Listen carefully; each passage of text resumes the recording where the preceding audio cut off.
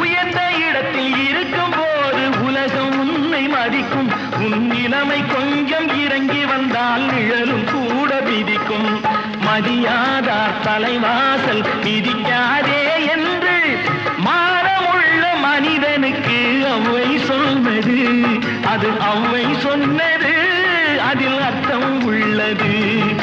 பரமசிவன் கழுத்தில் இருந்து பாம்பு கேட்டது, கருடா சௌக்கியம்